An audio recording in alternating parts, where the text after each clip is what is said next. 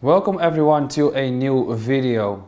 In the previous TA related educational videos I took you through some basic beginnings of trading and investing, such as how to survive a bear market and basic indicators. Starting today we're going to go in depth. Before we continue, make sure to subscribe to this YouTube channel and also do not forget to like this YouTube update if you enjoy the content. Last week we have posted the first videos on YouTube again on this topic, and we're going to continue that in the coming weeks, and we're also going to implement live streams again. From next week on you will be seeing daily videos during the evening on this YouTube channel. If you like what we do, our trade ladder and recently added premium membership can be tested for 1 week for free. The links in the description gives you all the information you need to join for free. In today's video I take you into the complex world of evaluating networks to make investment decisions. The thing is, when you're making an investment decision you're not just looking at price action, but want to know when a network has the right valuations to get on or off. With stocks this is pretty easy, but how do you do this with your crypto portfolio, and why do I call this a network? In today's video I will show you exactly why and how I do this for my crypto investments. Let's start at the beginning. As an investor you want to realize capital appreciation over a certain period of time. Where I normally talk about trading, this is just one of the ways to achieve this. When we talk about portfolios, you do this based on trend analysis. We have secular trends, which means several decades, cyclical trends, which means several years, and technical trends, which is several weeks to several months. You set up your portfolio by capitalizing on these trends, but we'll cover these specific trends in another video. Within these trends you're looking for companies that not only grow with you, but also create value. This combination of trend growth and intrinsic asset value makes an investment grade asset. This brings us to networking. But what is the actual value of a company or crypto? An intrinsic value of an asset is not simply the price you see in the charts on TradingView. The value of the asset is linked to its current value combined with future growth. For example, stocks are judged on future expected earnings growth and not on current earnings. If earnings are higher than expected, then the price rises further.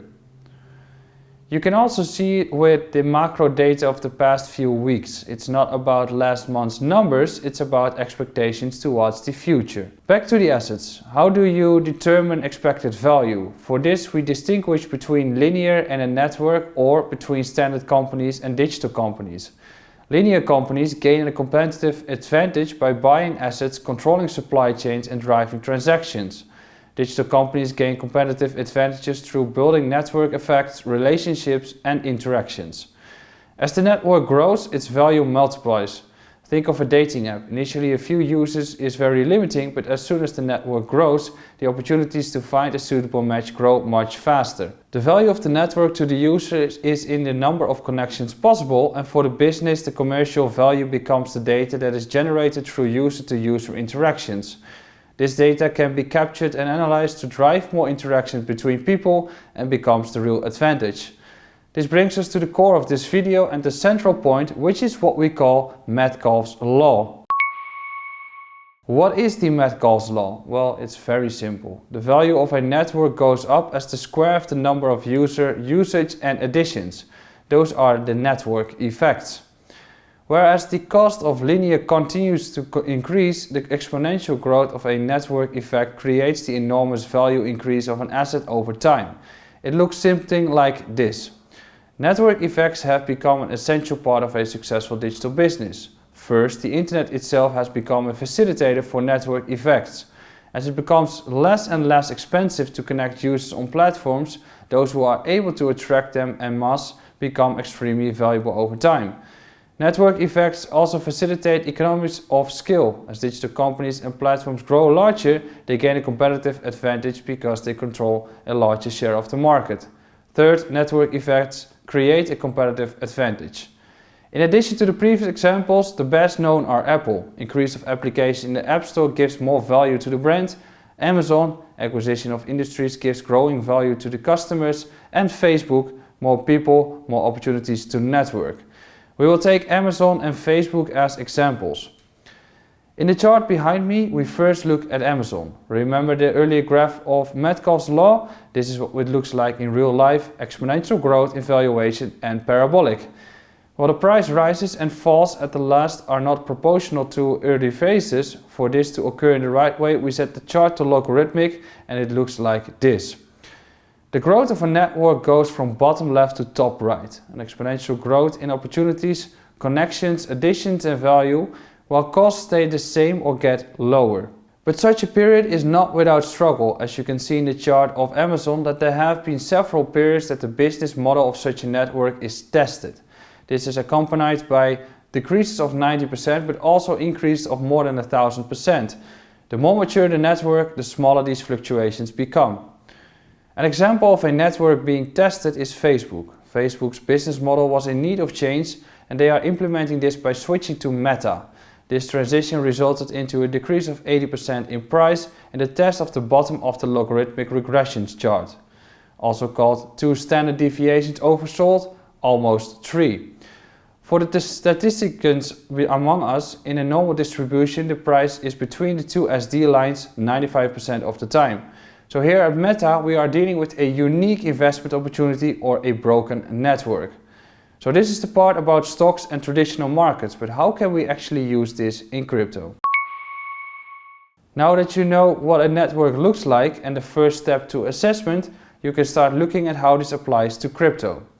Crypto is full of network models, but because of the maturity of the different networks, today we will only talk about Bitcoin and Ethereum.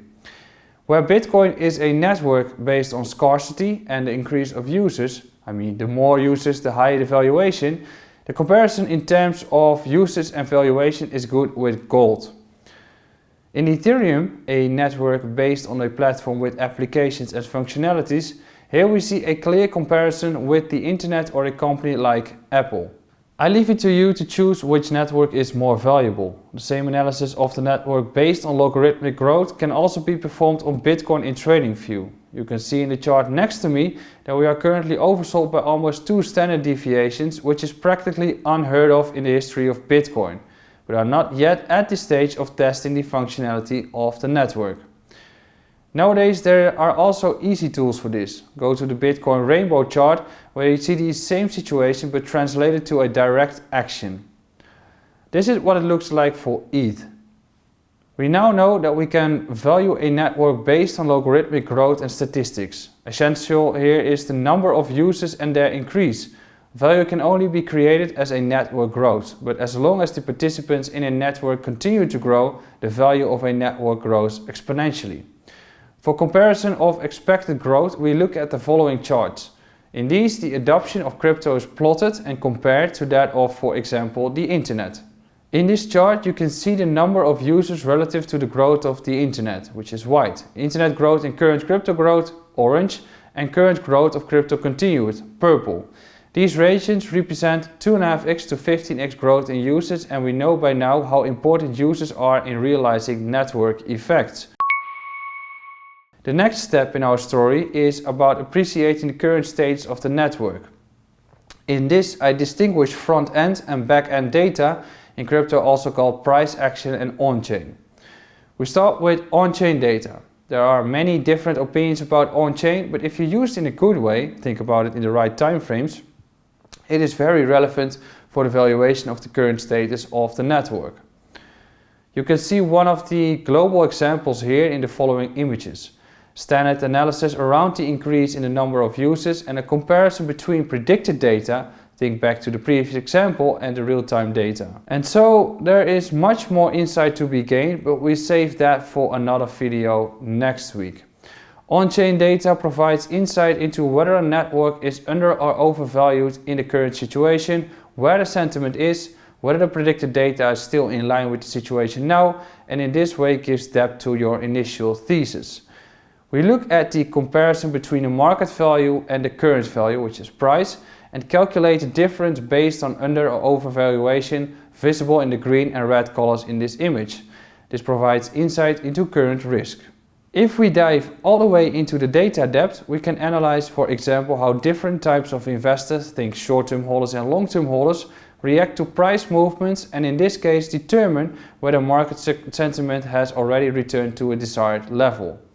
In the following images you can see the coin years destroyed, which is years of destroyed Bitcoin minus lifespan, and with confirmation that in the past year we saw a clear decrease in the issuance of all the coins, the long-term holders are still standing and are slowly buying again, and this can be seen by the rounding at the low level. And also that short-term holders do not yet have the conviction that the new bull market is about to begin, and thus continually exit the market when there is an opportunity to break even. This is visible in the ASOPR profit multiple.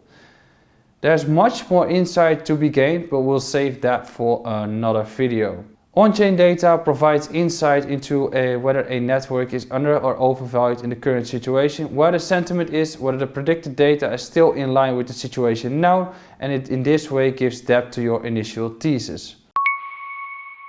Now arriving at the front-end data, also known as the price action. Price is a reflection of all the different factors that influence the market. This goes from the micro scale, human emotions, to macro scale, economic data, and everything in between. The candles and the direction are a snapshot of this. Without going too much into detail, it's important to realize the following.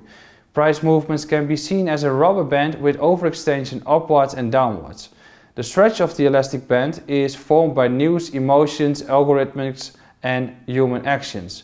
If you combine this elastic band and its movement with the analysis covered earlier, you can use price movements for timing. I'll give you an example of Bitcoin. In the chart you see a following combination: a discounted rate, which is price discounted from the all-time high, downtrending price action, investments take place in a downtrend, and the addition of historical purchasing power, aka a demand zone. The adding power of this analysis is the exact timing. Namely, we have determined the strength of the network, the undervaluation based on data, and now with the timing we are presented with an investment opportunity. As always with investment opportunities, it does not guarantee a reversal from this point.